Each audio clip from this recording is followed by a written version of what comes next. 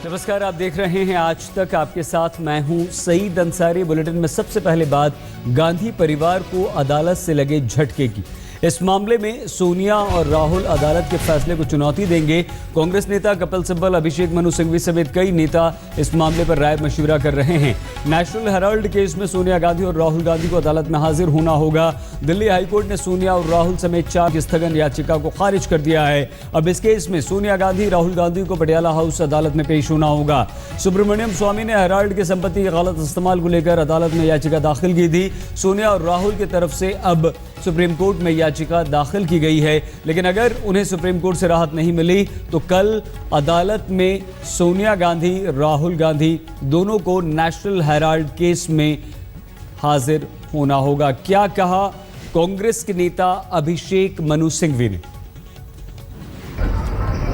कानूनी खामियां हैं। पिछले 1.5 वर्ष से प्राथमिक दृष्टि से उन खामियों को समझा गया और मजिस्ट्रेट के निर्णय को गलत माना गया प्राथमिक दृष्टि से। इसलिए आंतरिक स्टे दिया गया था उच्च न्यायालय द्वारा। हम ऊपर के न्यायालय में जब जाएंगे तो वही उसी स्टे की कंटिन्यूएंस के बारे में दलील करेंगे।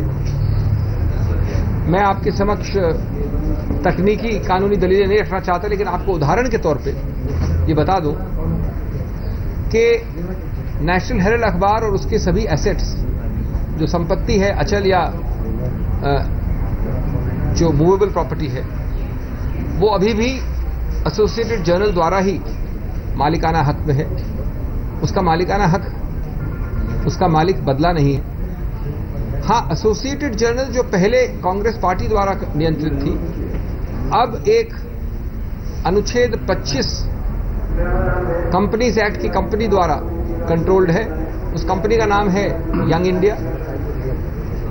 यह आश्चर्य की बात है, कानूनी रूप से हम मानते हैं, और यही हमारी दलील रही है, यही दलील हमारी रहेगी भविष्य में, कि अगर पहले एसोसिएटेड जर्नल्स कांग्रेस पार्टी द्वारा नियंत्रित था और आज एसोसिएटेड जर्नल अगर यंग इंडिया अनुच्छेद 25 की कंपनी द्वारा नियंत्रित है और दोनों के डायरेक्टर्स या कंट्रोलर्स या पदाधिकारी कांग्रेस पार्टी के पदाधिकारी हैं, तो इसमें चीटिंग का दोष या दोषारोपण कैसे किया जा सकता है?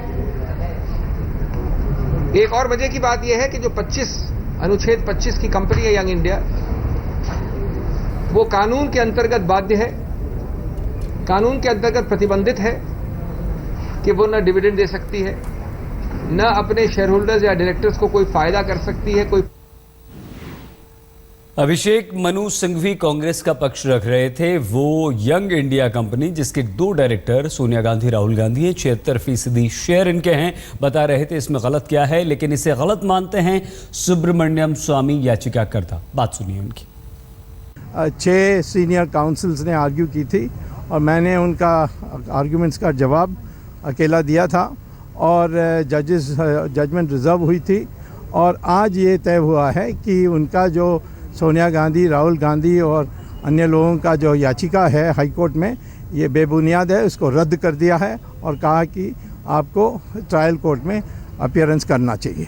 फिर ट्रायल कोर्ट में कब तारीख के समय है? और उन्होंने फिर ये कांग्रेस की तरफ से, यानी सोनिया गांधी की तरफ से, उन्होंने कहा कि कल हमें पटियाला हाउस कोर्ट जाना पड़ेगा, इसके लिए स्टे दे दीजिए।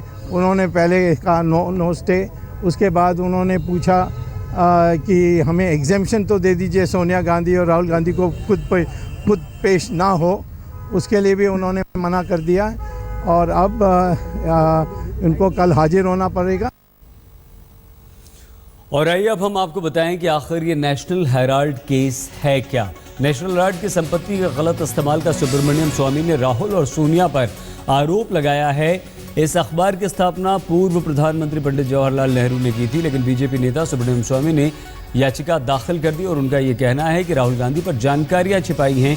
ये आरोप लगाया है सोनिया और राहुल। यंग इंडिया 2008 में बंद हो गया था, नेशनल हेराल्ड का प्रकाशन यानी कि अखबार बंद हो गया था। इससे पहले एसोसिएट जनरल के पास था मालिकाना हक, लेकिन कांग्रेस ने बिना ब्याज के 90 करोड़ रुपए का कर्ज दिया था। कांग्रेस से मिले बिना ब्याज के कर्ज पर भी सवाल उठाए हैं सुब्रमण्यम स्वामी ने। कर्ज मिलने के बावजूद शुरू नहीं हुआ अखबार। एसोसिएट जनरल में भी राहुल गांधी के शेयर थे और यंग इंडिया कंपनी 26 अप्रैल 2012 को यंग इंडिया कंपनी के पास इस नेशनल हेराल्ड का मालिकाना हक आ गया। सोनिया गांधी के घर पर हुई यंग इंडिया की बैठक, जिसके दोनों डायरेक्टर हैं सोनिया और राहुल। 1600 करोड़ की संपत्ति 50 लाख में ट्रांसफर कर दी गई। यंग इंडिया के 76% शेयर राहुल गांधी और सोनिया गांधी के पास है।